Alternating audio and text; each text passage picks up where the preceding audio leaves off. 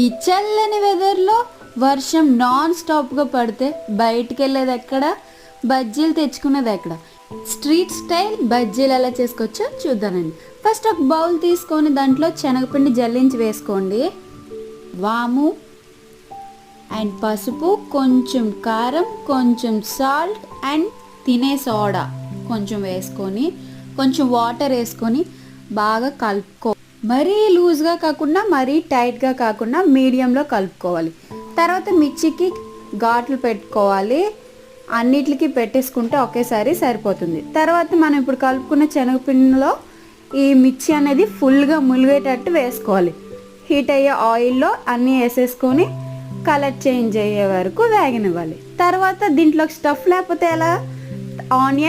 ఆనియన్స్లో కొంచెం కారం, కొంచెం సాల్ట్, లాస్ట్లో నిమ్మరసంలోనే స్టఫ్ అంతా ఉంటుంది. ఇలా చేసుకోండి.